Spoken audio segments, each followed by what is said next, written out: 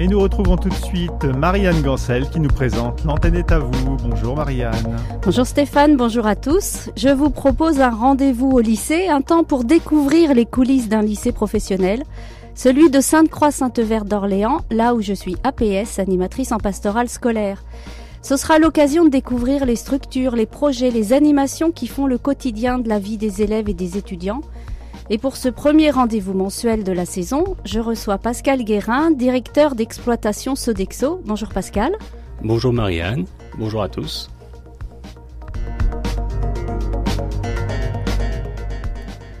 Pascal, la Sodexo est prestataire de services. Concrètement, qu'est-ce que ça veut dire dans un établissement scolaire et quel lien vous avez avec l'établissement ? Alors, en tant que en fait, nous sommes fournisseurs, prestataires de services pour l'établissement Sainte-Croix-Sainte-Verte. Donc, ça veut dire quoi ? Être prestataire, c'est proposer des prestations donc de services de qualité de vie qui sont répartis sur Sainte-Croix-Sainte-Verte en deux grands pôles, la restauration et le nettoyage.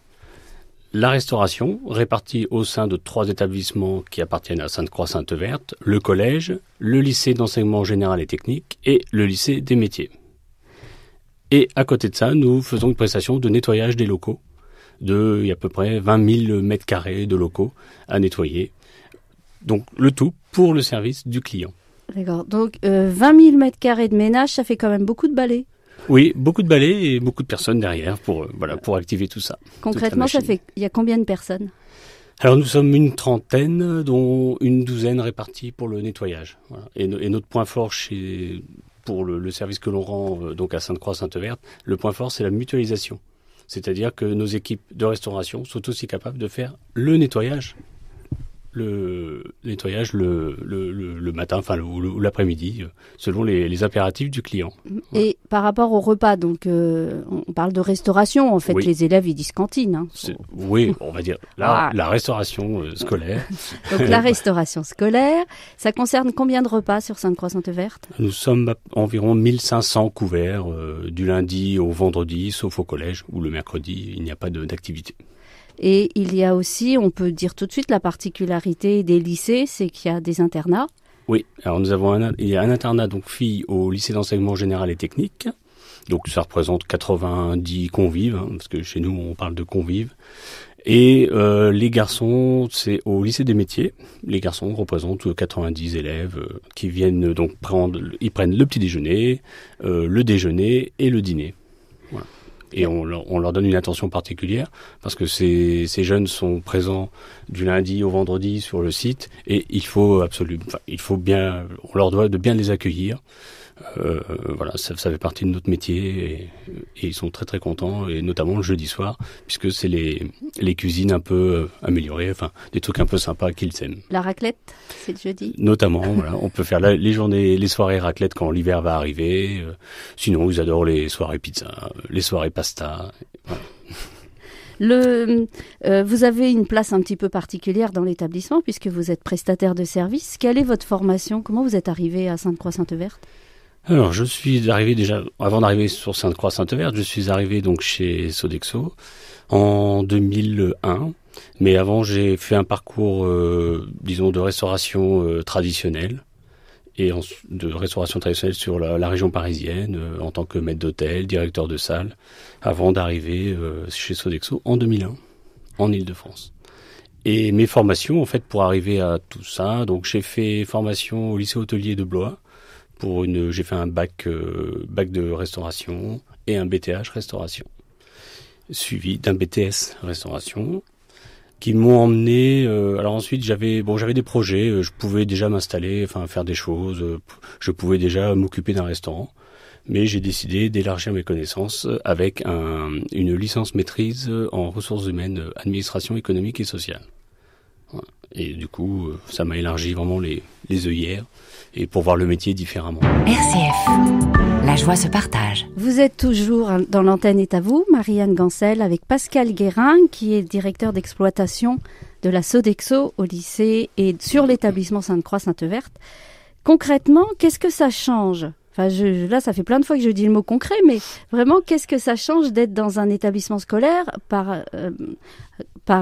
comparaison, par exemple, avec une maison de retraite où vous avez travaillé aussi. Oui. Qu'est-ce qu'il y a de particulier dans un lycée professionnel, puisqu'on va parler du lycée, si ça vous embête pas. Donc au lycée, alors le gros changement, enfin le changement, c'est la population. Effectivement, nous avons des jeunes, une équipe des jeunes, des adultes aussi, mais c'est quand même la majorité des jeunes à 90%. Moi, ça m'apporte une fougue et une dynamique. Peut-être que c'est vrai que j'ai travaillé dans les cliniques par exemple. On a une fougue, c'est différent, mais là, je trouve qu'avec les jeunes, c'est quand même c'est motivant. Il y a une dynamique que j'aime bien, sachant que je peux très bien gérer aussi des entreprises, enfin des restaurants d'entreprise et des restaurants de cliniques ou d'hôpitaux. Parler de fougue, quand on parle de jeunes en lycée, c'est un beau terme pour dire que des fois ils sont un petit peu, est-ce qu'il y a besoin de faire beaucoup d'éducation à la politesse, au gaspillage, à la lutte contre le gaspillage? C'est pas notre rôle. Nous sommes là pour rendre un service, donc un service de restauration, service de nettoyage, au plus près des lycéens, donc de leurs attentes. Mais on n'a pas le rôle nous sommes quand même dans une communauté, donc il faut quand même une communauté éducative. Donc malheureusement ou heureusement, on peut intervenir en cas de problème ou en référer directement au cadre éducatif s'il y avait des soucis. J'ai vu par exemple hier quand je suis passée, puisque moi j'y mange tous les jours, une élève qui avait fait tomber un verre. Moi j'avais souvenir quand j'étais petite, on se faisait disputer comme c'était pas possible. Là simplement, le service arrête, on va chercher un balai et c'est l'élève qui ramasse lui-même son verre. Oui, alors l'élève là aurait pu. Bon, là on était là tous les deux. Enfin, j'étais avec une autre salariée Sodexo, donc du coup on s'est arrangé, on a rendu service. Si on engueule l'élève, il ne va pas revenir. On aimerait bien qu'il revienne, voilà, parce que il faut aussi que l'on fasse on a un nombre de couverts, on a des budgets à respecter, donc forcément, c'est aussi notre intérêt, on a un double casquette, commercial et éducatif. Est-ce que vous avez des liens avec les enseignants ? Oui.